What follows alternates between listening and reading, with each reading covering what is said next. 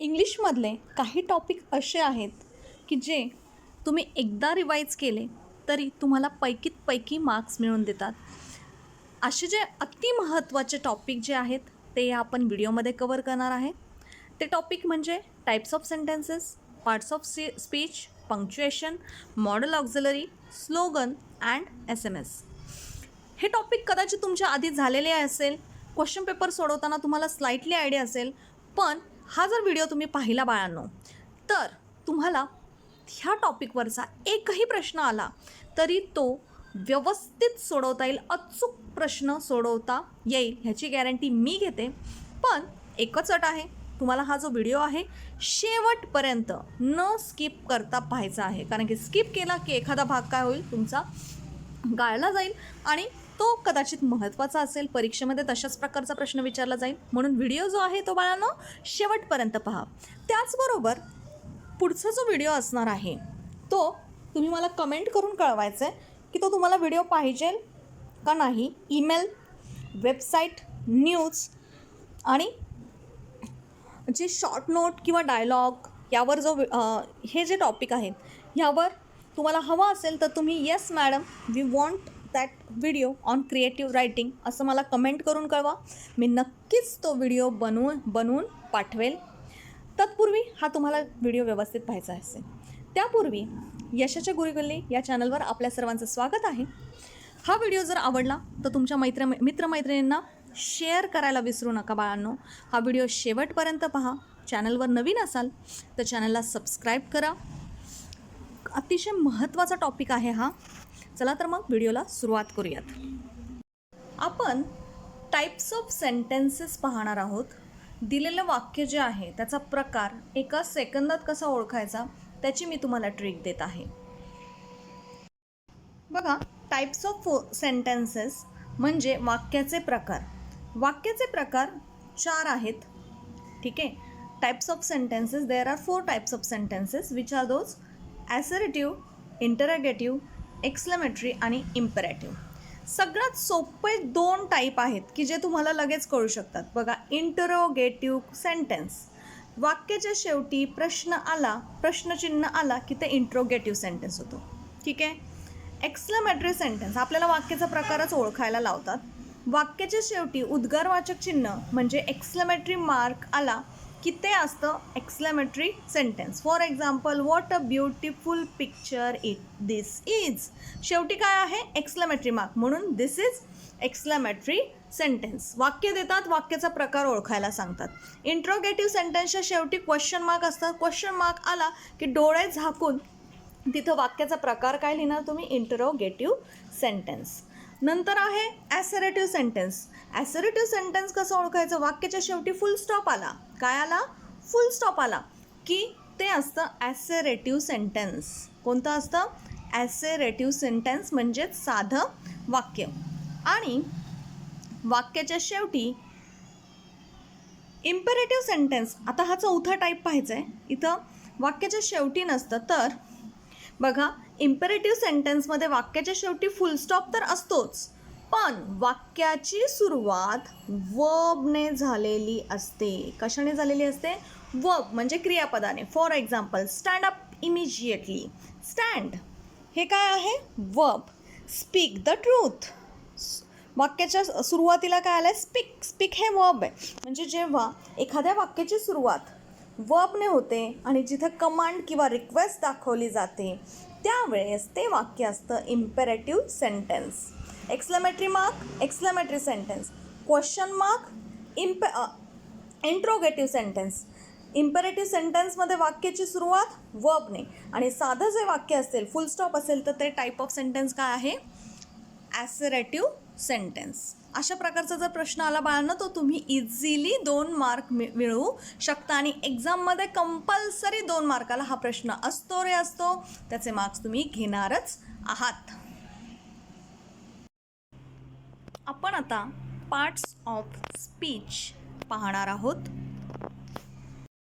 बघा, आपल्याला एक वाक्य दिलं जातं आणि त्यात पार्ट्स ऑफ स्पीच ओळखायला सांगतात. तर पार्ट्स ऑफ स्पीच किती आहेत? टोटल 8 आहेत. पहिलं पाहणार आहोत आपण नाऊन. पहिला पार्ट्स ऑफ स्पीच आपण कोणतं पाहणार आहोत? नाऊन. नाऊन म्हणजे तुम्हाला बाकी सगळ्यांना माहिती असेल, नाऊन म्हणजे नाम. नाम एखाद्या जागेचं, वस्तूचं, ठिकाणाचं, प्राण्यांचं, पक्ष्यांचं जे नाव असतं त्याला नाऊन म्हटलं जातं. Ram, king, Mumbai, river and etcetera. आता काइंड्स ऑफ नाऊन थोडीशी फास्ट रिव्हिजन घेणार आहे बाळांनो, की जेणेकरून तुमचं रिवाईज तर होईलच, त्याचबरोबर जर एखादी संकल्पना तुम्हाला माहिती नसेल तर ती तुम्हाला माहिती होईल. Kinds of noun. आता नामांचे प्रकार पाहणार आहोत आपण. Proper noun, common noun, collective noun. Proper noun म्हणजे एखादं विशिष्ट नाव, जसं तुमचं नाव असेल, एखाद्या नदीचं नाव गंगा, हिमालया, हे जे आहेत ते प्रॉपर नाऊन आहेत. किंवा एखाद्या मुलाचं नाव राम, श्याम, सई, मुलीचं नाव. कॉमन नाऊन म्हणजे सामान्य नाम, उदाहरणार्थ मुलगी, बॉय, गर्ल, रिव्हर, माउंटेन, त्याला म्हणतो आपण कॉमन नाऊन किंवा सामान्य नाम. नेक्स्ट आहे कलेक्टिव्ह नाऊन. कलेक्टिव्ह नाऊन म्हणजे हे देखील तुम्हाला माहिती असेल, समूहदर्शक नाम. एखाद्या समूहाशी संबंधित जो शब्द आलेला असतो, समूह दाखवणारा जो शब्द आलेला असतो त्याला कलेक्टिव्ह नाऊन म्हटलं जातं. बघा, मी आधी ज्या प्रश्नपत्रिका घेतलेल्या आहेत त्यामध्ये हे कलेक्टिव्ह नाऊन आलं होतं. तुम्हाला ओळखायला सांगितलं होतं पार्ट्स ऑफ स्पीच, तर त्याच्यामध्ये आर्मी हा शब्द होता, फ्लीट हा शब्द होता. तुम्ही जे 4 व्हिडिओ आहेत ते पहा, तुम्हाला त्याच्यामध्ये सापडेल. 2 मार्क इझिली आपल्याला मिळून जातं. तर तिथं नाऊन आहे पार्ट ऑफ स्पीच, हे आपल्याला ओळखता आलं पाहिजे. Fleet, army, heard, crowd, team, हे सगळे समूहदर्शक नाम आहेत. नेक्स्ट आहे ॲब्स्ट्रॅक्ट नाऊन. आपण क्विक रिव्हिजन करतोय बघा बाळांनो. म्हणजे भाववाचक नाम. क्वालिटी म्हणजे गुण दर्शवणं. ॲक्शन म्हणजे एखादी कृती. आणि स्टेट म्हणजे कोणत्या स्थितीमध्ये आहेत. Quality kindness, honesty, wisdom, darkness, ह्या सगळ्या गुण आहेत बघा बाळांनो. नंतर ॲक्शन्स कोणते आहेत? मूवमेंट, जजमेंट, थेफ्ट, लाफ्टर, ह्या सगळ्या हालचाली आहेत. मूवमेंट, जजमेंट, न्याय, थेफ्ट, चोरी, लाफ्टर, हसणे, ज्या कृती आहेत ते झालं भाववाचक नाम. आणि स्टेट म्हणजे स्थिती दाखवणं. फॉर एक्झाम्पल यूथ, डेथ, बॉयहूड, म्हणजे आपण हे म्हणतो ना, एखादा मुलगा जो आहे त्याचं कृत्य, पॉवर्टी. ठीक आहे. नंतर नेक्स्ट आहे प्रोनाऊन म्हणजे सर्वनाम. हे तर तुम्हाला माहिती असेल. सर्वनाम, नामाविषयी जो येणारा शब्द असतो. ठीक आहे. इन्स्टेड ऑफ नाऊन जो आपण शब्द वापरतो त्याला आपण प्रोनाऊन म्हणतात. फॉर एक्झाम्पल समजा सिंग्युलर आय दिलं असेल, इथं पर्सन फर्स्ट, सेकंड, थर्ड आपल्याला टेबल दिलेलं आहे. आयचं plural I, we, you, he, she, it, they. समजा राम असेल तर रामसाठी आपण काय वापरणार? ही. आयसाठी आपण काय वापरणार? ही, शी. असे हे जे नामाविषयी जो शब्द येतो त्याला आपण प्रोनाऊन म्हणतात. इथं बघा पूर्ण यादी दिलेली आहे. आय, वी, यू, शी, त्याला तो शब्द जो आहे तो बोल्ड करून दिला जातो आणि आपल्याला ओळखायला लावतात की हा शब्द कोणता आहे, हा पार्ट ऑफ स्पीच कोणता आहे. तर ही मला समजा, तर तुम्ही काय लिहिणार? हे प्रोनाऊन आहे. काय आहे? प्रोनाऊन. नंतर नेक्स्ट आहे ॲडजेक्टिव्ह.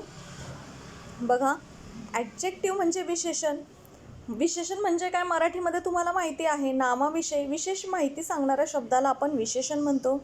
मग इथं बघा ॲडजेक्टिव्ह ऑफ क्वालिटी म्हणजे गुणदर्शक जो विशेषण असेल ते. लार्ज मोठा, स्मॉल छोटा, ऑनेस्ट, ब्युटिफुल, हे क्वालिटी, ॲडजेक्टिव्ह ऑफ क्वालिटी आले. ॲडजेक्टिव्ह ऑफ क्वांटिटी म्हणजे किती प्रमाणामध्ये आहे. सम थोडे, much, little, great, half, whole, हे काय आहे? Adjective of quantity. छोट्या प्रमाणामध्ये, मोठ्या प्रमाणामध्ये, काही, थोडे, ग्रेट, हे जे आहेत ते क्वांटिटी दर्शवतात. काय दर्शवतात बाळांनो? क्वांटिटी दर्शवतात.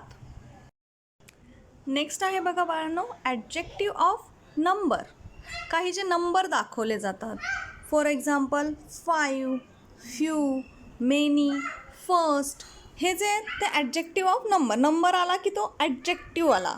Adjective of number. मग त्याच्यात डेफिनाईट न्यूमरल ॲडजेक्टिव्ज आणि इनडेफिनाईट न्यूमरल ॲडजेक्टिव्ह. इनडेफिनाईट म्हणजे कार्डिनल. बघा 1 2 3 4 5 हे जे मोजता येणारे जे नंबर आहेत ते झाले कार्डिनल. नंतर ऑर्डिनल म्हणजे फर्स्ट, सेकंड, थर्ड हे जे आहेत ते डेफिनाईट न्यूमरल ॲडजेक्टिव्ह आहेत. इनडेफिनाईट हे डिटेलमध्ये नाही, तुम्हाला फक्त ॲडजेक्टिव्ह ऑफ नंबर आहे हे ओळखता आलं तरी सफिशियंट आहे.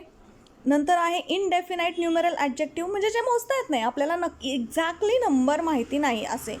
All, many, no, few, certain, several हे जे आहेत ते इनडेफिनाईट न्यूमरल ॲडजेक्टिव्ह आहेत. नेक्स्ट आहे बघा distributive numeral adjective which refer to each one of a number. Distributive numeral ॲडजेक्टिव्हमध्ये ईच प्रत्येक गोष्ट ज्याच्यात इन्क्लूड होते ती. Each, every, either, neither. Neither म्हणजे काहीही नाही, पण त्याच्यात सगळ्यांचा समावेश होतो ना. ह्यापैकी काहीही नाही म्हणजे ह्या सर्वांपैकी काहीही नाही, म्हणून तो काय आला डिस्ट्रीब्युटिव्ह न्यूमरल ॲडजेक्टिव्ह. ह्याच्यामध्ये आपण पुढं हे पूर्ण पार्ट ऑफ स्पीच पाहिलं तर काही उदाहरणं घेऊयात आणि काही उदाहरणं तुम्हाला अभ्यासासाठी देते मी. ते कमेंट करून कळवा म्हणजे मला कळेल तुम्हाला हे कळलं आहे का आणि तुम्हाला प्रश्न कसा विचारला जातो हे देखील आयडिया येईल. बघा पुढे आहे demonstrative adjective. Point out which person or thing. कोणती गोष्ट आहे हे पॉईंट करणारा शब्द. For example that boy is clever. तो मुलगा हुशार आहे. मग इथं काय आला that. I hate such thing. त्या गोष्टी मला आवडत नाही. सच आणि दॅट हे काय आहेत डेमॉन्स्ट्रेटिव्ह ॲडजेक्टिव्ह. पुढे आहे इंट्रोगेटिव्ह ॲडजेक्टिव्ह. काय आहे interrogative adjective. Interrogative adjective for example whose book is this. प्रश्न विचारणारे adjective. Which thing is the best. Which, whose हे पण काय आहेत ॲडजेक्टिव्ह आहेत हे लक्षात ठेवा. नेक्स्ट आहे वर्ब. वर्ब म्हणजे माहिती आहे तुम्हाला क्रियापद.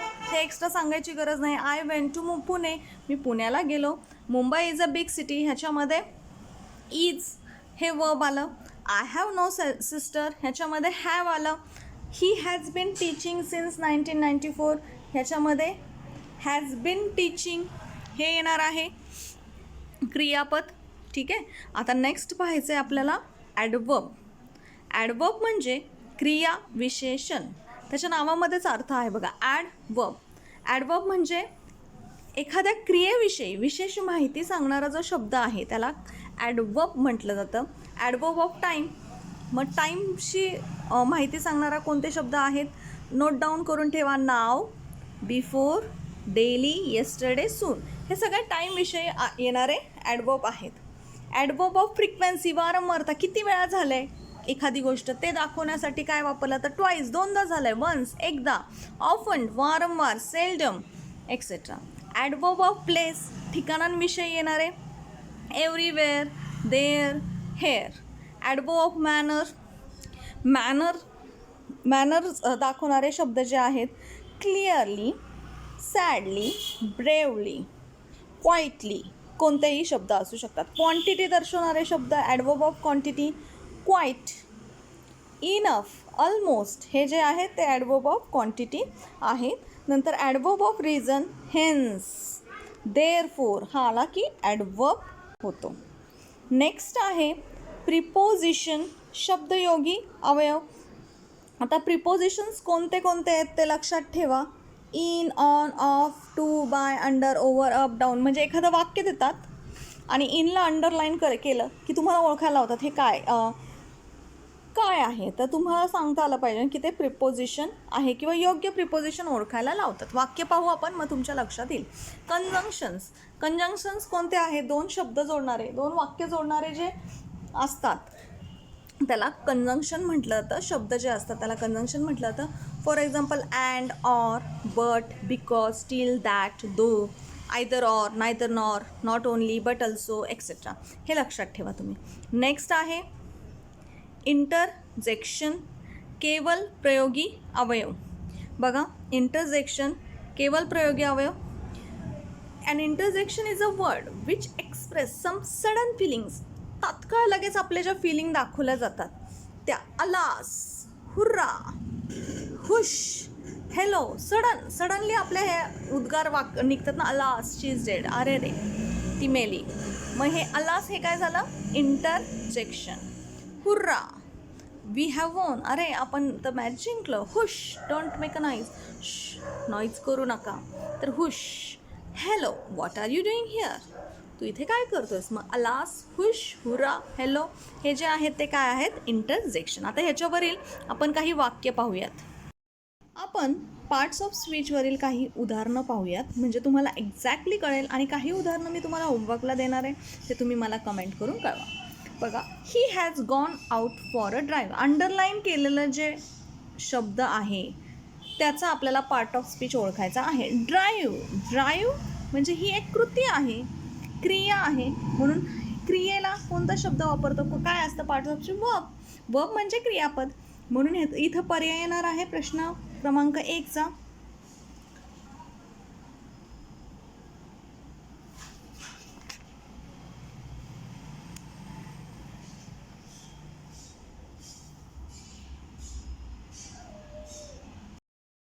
आता आपण ह्याच्यावरील काही वाक्य घेऊयात, म्हणजे तुमच्या लक्षात येईल एक्झॅक्टली काय आणि कसं विचारलं जातं. He is an honest man. तर ऑनेस्टचं पार्ट ऑफ स्पीच ओळखायचं आहे. ऑनेस्ट म्हणजे प्रामाणिक. प्रामाणिक हे विशेषण आहे बाळांना. विशेषणाला आपण काय म्हणतो इंग्लिशमध्ये, ॲडजेक्टिव्ह. म्हणून ह्याचा पर्याय येणार आहे पर्याय क्रमांक 2. I will do it myself, मी माझं मी करेल. आयसाठी हा माय सेल्फ शब्द आलेला आहे. नामाच्या ऐवजी जो शब्द येतो त्याला काय म्हणतो बाळांना आपण, प्रोनाऊन म्हणतो. म्हणून इथं पर्याय येणार आहे पर्याय क्रमांक 4. He is slow but he is sure. Slow but दोन वाक्य ज्यावेळेस जोडली जातात त्यावेळेस त्याला आपण कंजंक्शन म्हणतो. म्हणून इथं पर्याय क्रमांक काय येणार आहे 1. It has been raining since yesterday. Since हा शब्द जो आहे हा काय आहे बाळांनो, सिन्स हा आहे आपला प्रेपोजिशन. इन, ऑन, अंडर जे शब्द येतात ते काय असतात, प्रेपोजिशन असतात. आता ही पुढची जी 3 वाक्य आहेत 6वा, 7वा आणि 8वा हे तुम्हाला होमवर्क आहे. कमेंट करा, कळवा. डिफिकल्टी वाटली तर मला विचारा, कमेंट करून विचारा. पुढचा भाग पाहणार आहोत आपण आर्टिकल्स कोणते कोणते असतात, ए, ॲन आणि दी. ए कधी वापरतात, ॲन कधी वापरतात आणि द कधी वापरतात. त्यातलं ॲन माहिती असेल तुम्हाला. ए, ई, आय, ओ, यू असे स्वर आले की त्यापूर्वी ॲन वापरलं जातं. ज्यावेळेस व्यंजनं असतील त्यापूर्वी अ वापरलं जातं. द कधी वापरलं जातं, एखाद्या देशाचं नाव द इंडिया, एखाद्या पर्वताचं नाव the Himalaya, sun, moon, earth त्यावेळेससुद्धा द हे आर्टिकल वापरलं जातं. हे जुजबी तुम्हाला माहिती असेल.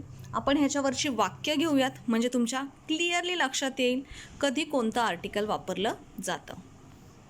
आपण आर्टिकल्सवर उदाहरणादाखल काही वाक्य घेऊया, म्हणजे तुमच्या लक्षात येईल. बघा, पहिला क्वेश्चन आहे, France is dash European country. France is, आता युरोपियन कंट्री आहे, म्हणजे आपण इथं काय वापरणार, France is a European country. इथं पर्याय येणार आहे आपल्याला पर्याय क्रमांक 1.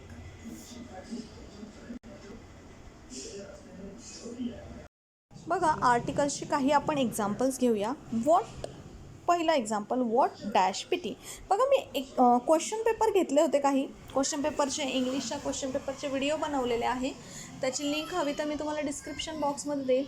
त्यामध्ये असं वाक्य एक होतं बघा, वॉट. आणि मी त्यावेळेस तुम्हाला सांगितलं होतं, ज्यावेळेस वॉट येतं आणि आर्टिकल विचारलेलं असेल त्यावेळेस वॉटच्या हातात हात घालून पुढे नेहमी येत असतो अ.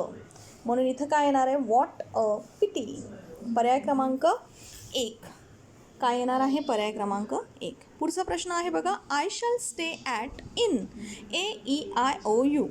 AEIOU आला की आपण काय वापरतो, ॲन वापरतो. इथं आय आलेला आहे इनमध्ये सुरुवातीला. AEIOU आला की आपण काय वापरतो, ॲन. AEIO आणि यू हे माहिती आहे तुम्हाला.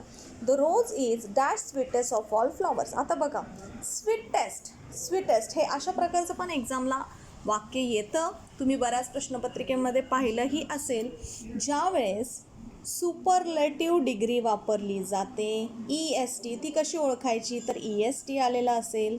ज्यावेळेस स्वीटेस्ट EST आलेला आहे म्हणजे ती सुपरलेटिव्ह डिग्री आहे. सुपरलेटिव्ह डिग्रीमध्ये नेहमी आपण काय वापरतो, द वापरतो. म्हणून ह्याचं पर्याय आहे पर्याय क्रमांक 3. He is dash intelligent person, AEIOU आला की ॲन वापरणार. Dash dog is faithful animal, आता एका समूहासाठी वापरलेला शब्द आहे. डॉग म्हणजे सर्व कुत्र्यांच्या समूहासाठी वापरलेला शब्द आहे. अशा वेळेस आपण द हे उपपद वापरतो. The dog is faithful animal. The dog is faithful animal. आता हे पुढचे जे आहेत क्वेश्चन 13 आणि 14 त्याची उत्तरं मला कमेंट करून कळवा. आता बघा, आर्टिकलमधला अतिशय महत्त्वाचा टॉपिक, ओमिशन ऑफ आर्टिकल, म्हणजे आर्टिकल कधी वापरत नाही.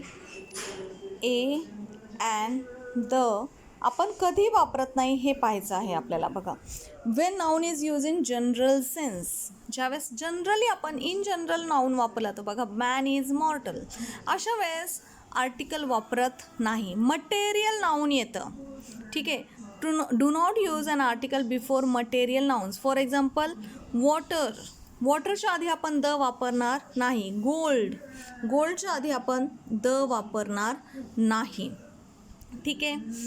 नेक्स्ट आहे, do not use an article before collective nouns. People हा एक समूह आहे, लोकांचा समूह. मॅनकाइंड हा पण समूह आहे. सोसायटी, कंपनी असे समूहदर्शक ज्यावेळेस नाऊन येतात त्याच्या आधी आपण आर्टिकल वापरत नाही. नंतर प्लुरल नाऊन ज्यावेळेस असतात, चिल्ड्रन, पीपल अशा ज्यावेळेस येतात त्यावेळेस आपण देखील आर्टिकल वापरत नाही. हे नोट डाऊन करून ठेवा. भाषा ज्या असतात इंग्लिश, हिंदी, मराठी त्यांच्या आधी देखील द वापरलं जात नाही. तसेच दिवस, महिने, संडे, जून, स्प्रिंग असे जे सीझन, डे, मंथ असतात त्यावेळेस देखील आपण आर्टिकल वापरत नाही. नंतर no article use before a common noun. Friend, brother असे जे आहेत कॉमन नाऊन जे आहेत तिथं आपण आर्टिकल यूज करत नाहीत. हे नोट डाऊन करून ठेवा. अशा वेळेस ऑप्शन असतं नो आर्टिकल. हे बघा, तुम्ही जर तुमच्या प्रश्नपत्रिकेचं सिलेबस पाहिला असेल तर त्यामध्ये SMS म्हणजे माहिती आहे, आपण जे मॅसेज करतो व्हॉट्सअप मॅसेज वगैरे, त्यामध्ये काही शॉर्ट फॉर्म वापरत असतो. बऱ्याचशा विद्यार्थ्यांना हे शॉर्ट फॉर्म माहितीही असेल. तर ते शॉर्ट फॉर्म कशासाठी, त्या शॉर्ट फॉर्मचा अर्थ काय होतो, किंवा जर वर्ड दिला असेल तर त्याचा शॉर्ट फॉर्म काय, असे उलटपालट प्रश्न विचारला जातो. फॉर एक्झाम्पल बघा, GBU म्हणजे गॉड ब्लेस यू. DIY माहिती असेल तुम्हाला, डू इट युअरसेल्फ. नंतर ACAP as soon as possible. आता मी ह्यातले सगळे करत नाही आहे, ह्याचा स्क्रीनशॉट मारा बाळांनो, एवढा वेळ नाही आहे सगळे वाचून दाखवायला. ह्याचा स्क्रीनशॉट मारा आणि हे रोज शॉर्ट फॉर्म वाचा. जे माहीत नाही आहे ते तुम्ही पक्के करून घ्या. ह्या व्हिडिओच्या शेवटी मी तुम्हाला एक महत्त्वाचा पार्ट देणार आहे, त्यामुळे व्हिडिओ स्किप करू नका. बघा, स्लोगन्सवर आधारितही तुमच्या क्वेश्चन पेपरमध्ये प्रश्न येत असतो. तर हे स्लोगन्स जे दिलेले आहेत ह्याचा देखील तुम्ही स्क्रीनशॉट मारा आणि ते प्रिपेअर करून ठेवा. बघा, हे एक स्लोगन आहे. For example, think before you use water, save life, save trees, save future. नंतर help a generation with organ donation, green city, clean city, my dream city अशासारखे हे सगळे वाचून घ्या. तुम्ही वाचून ठेवा, परीक्षेसाठी विचारले जाऊ शकतात. ह्याचा स्क्रीनशॉट मारा आणि हे सेव्ह करून ठेवा तुमच्या फोनला आणि रोज वाचन करा. पुढचा जो महत्त्वाचा टॉपिक आहे तो म्हणजे पंक्च्युएशन मार्क्स. पंक्च्युएशन मार्क्स म्हणजे विरामचिन्ह. बघा, हे तुम्हाला माहिती असेल. एक्सक्लेमेटरी मार्क कधी येतो, एक्सक्लेमेटरी मार्क हा आहे. क्वेश्चन मार्क हा आहे. क्वेश्चन विचारला की क्वेश्चन मार्क. एक्सक्लेमेटरी सेंटेन्स असेल तर एक्सक्लेमेटरी मार्क. साधं वाक्य असेल तर फुल स्टॉप देतो आपण. इजंट, डिडंट असं असेल तर आपण त्याला काय मारतो, ॲपॉस्ट्रॉफी असतो तिथं, ॲपॉस्ट्रॉफी म्हणतात. बघा, हे मार्क जे असतं त्याला ॲपॉस्ट्रॉफी म्हणतात. नंतर कोणाला उद्देशून वाक्य उच्चारलेले असेल तर तिथं आपण डबल इन्व्हर्टेड कॉमा देतो. काय देतो? इन्व्हर्टेड कॉमाज म्हटलं जातं. बघूया आपण आता वाक्य पाहूया, तुमच्या लक्षात येईल. क्विक रिव्हिजन आपली होऊन जाईल याची. Meena wants to sleep. Meena wants to sleep हे साधं वाक्य आहे, म्हणजे इथं काय येणार? फुल स्टॉप येणार. What is this? What is this हा प्रश्न आहे, म्हणून इथं काय येणार?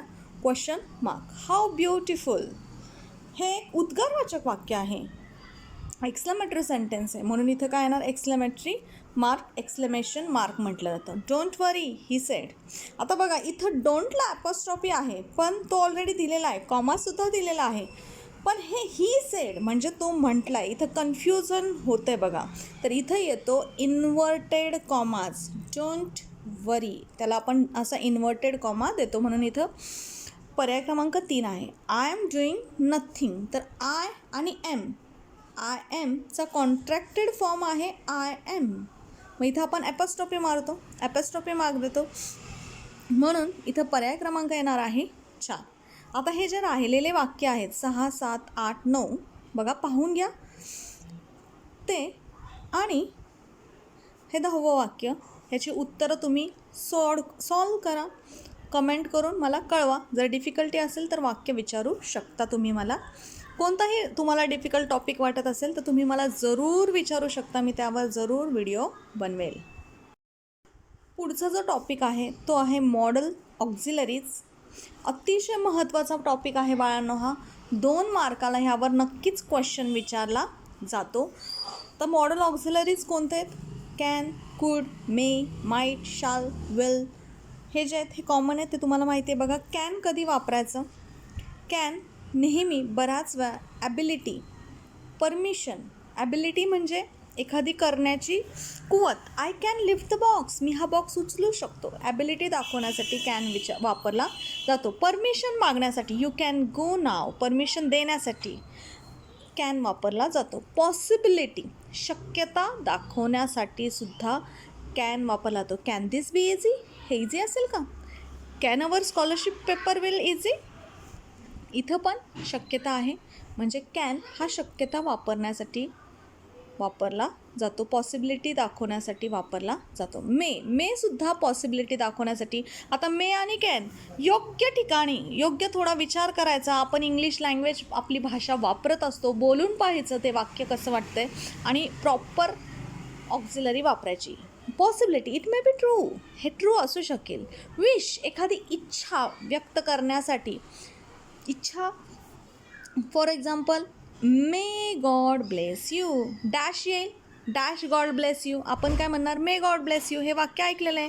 मे सक्सेस अटेंड यू, तुम्हाला नक्कीच सक्सेस मिळेल. मे विश, आपण एक इच्छा व्यक्त करतो आहे, त्यावेळेस मे वापरला तो. कुड, खूप महत्त्वाचा टॉपिक आहे बाळांनो, हा व्यवस्थित पाहून घ्या. ॲबिलिटी दाखवायची असेल, I could swim, me swim करू शकतो. ॲबिलिटी. पॉसिबिलिटी, ॲबिलिटी म्हणजे आपली क्षमता दाखवण्यासाठी. पॉसिबिलिटी शक्यता. परमिशन, बघा पॉसिबिलिटी शक्यता माहिती आहे तुम्हाला. He thought she might be at the temple. नंतर permission, he said I could go, मी जाऊ शकतो. आता परमिशन देण्यासाठी सुद्धा कुड वापरलं जातं. Polite request, could you pass me the sugar, could you please pass me the sugar, request करण्यासाठी देखील कुड वापरला जातो. माईट, आता बघा माईट रिमोट पॉसिबिलिटी. रिमोट म्हणजे खूप थोड्या वेळाने जी असणारी शक्यता आहे ती दाखवण्यासाठी. If I ask him again he might refuse, मी परत जर त्याला विचारलं तर तो कदाचित रिफ्यूज करेल. रिमोट पॉसिबिलिटी, पुढची शक्यता आहे, त्याच्यासाठी माईट वापरला जातो. नंतर शाल बघा ओळखता येऊ शकतो कमांड देण्यासाठी. थ्रेट आणि promise. Command, you shall not enter my room again, तू माझ्या रूममध्ये परत येऊ नको, ही कमांड आहे. थ्रेट, भीती दाखवण्यासाठी. They shall be punished for this. Promise, they should have a holiday, promise देण्यासाठी शाल वापरला जातो. आता पुढे पाहूया आपण विल जे आहे polite request. Will you help me to lift the box. Request बघा कुड, विल दोघांमध्येही पोलाईट रिक्वेस्ट. मग कदाचित तुम्हाला ते ऑप्शन देणार नाही, दोन्ही एकसाथ देणार नाही कुड विल, किंवा तुम्ही काय करणार, जे वाक्य तिथं सुटेबल होतं आहे ते ऑक्झिलरी यूज करणार. प्रॉमिस करण्यासाठी determination, I will do or die in the attempt. Will शक्यता, do or die. Probability, that will be the teacher. I think शक्यता दाखवण्यासाठी सुद्धा विल वापरलं जातं. बघा पुढे आहे should. Obligation, we should obey the rules. आपण ओबे केलेच पाहिजे इथं, त्यासाठी शुड वापरलं जातं. You should keep your promise. तू तुझी प्रॉमिस पाळलीच पाहिजे, जी गोष्ट केलीच पाहिजे असं तिथं असेल तिथं आपण शुड वापरतो. प्रोबॅबिलिटी म्हणजे शक्यता. You should be in the hotel now. तू आत्ता आलाच पाहिजे. शुड. सजेशन, सजेस्ट करण्यासाठी सुद्धा शुड वापरला जातो. You should practise regularly. Would पण पोलाईट रिक्वेस्टसाठी येतं. Strong desire, I wish you would not discuss so much. खूप स्ट्रॉंग, खूप अशी तीव्र इच्छा असेल तिथे वापरलं जातं. पास्ट हॅबिट, पूर्वीची जी आपली हॅबिट असेल ती. He would sit for hours listening songs. तो खूप तास गाणी ऐकत बसायचा. ही पास्ट हॅबिट आहे ना, पूर्वीची सवय दाखवण्यासाठी वूड वापरला जातो. मस्ट, ऑब्लिगेशन, नेसेसिटी आणि compulsion. Obligation, you must get up early. तू उठलाच पाहिजे, एखादी गोष्ट केलीच पाहिजे, त्यासाठी मस्ट वापरला जातो. नेसेसिटी, गरज असेल. You must improve your language. तू तुझी लँग्वेज इम्प्रूव्ह केलीच पाहिजे, गरज आहे दाखवण्यासाठी मस्ट वापरला जातो. कंपल्शन दाखवण्यासाठी मस्ट वापरला जातो. ऑट टू, ऑब्लिगेशन आणि प्रोबॅबिलिटी दाखवण्यासाठी. यूज टू, बघा हे एकदम वेगळं आहे, असा प्रश्न विचारला जातो. पास्ट हॅबिट, जुनी सवय दाखवण्यासाठी यूज टू वापरला जातो. He use to play tennis before his marriage. लग्नापूर्वी तो खेळायचा. यूज टू, मग तिथं आपण काय वापरतो, यूज टू. नीड फॉर हे काय आहे, necessity. You need not go. तू गेला नाही पाहिजे. I need not meet him. तू त्याला भेटला नाही पाहिजे. ठीक आहे. प्रॅक्टिस ऑफ नेसेसिटीसाठी नीड नॉट वापरला जातो. डेअर नॉट, आता डेअर, ॲब्सेन्स ऑफ करेज, ज्याचं आपल्याला धैर्य नाही तिथं डेअर नॉट वापरला जातो. बघा डेअर नॉट, यूज टू, हे जे हे त्याचा अर्थ जो शब्द आहे त्यात हा अर्थ लपलेला आहे. He dare not talk to her in this matter. त्यांनी डेअरिंग केली, आपण डेअरिंग म्हणतो ना, त्यांनी ती डेअरिंग नाही केली पाहिजे. दे डेअर नॉट डू इट. त्यांनी ती गोष्ट करायची डेअरिंग केली नाही पाहिजे. बघा बाळांनो, अशा प्रकारे हे मॉडेल ऑक्झिलरीज आपण संपवलेले आहेत.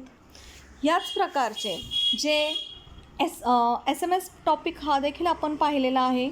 वेबसाईट, ईमेल्स, असे जे तुमचे नवीन टॉपिक, क्रिएटिव्ह रायटिंगचे टॉपिक, ॲडव्हर्टाइजमेंट, न्यूज जे ॲड झालेले आहेत त्याचा एक वेगळा व्हिडिओ मी पोस्ट करणार आहे.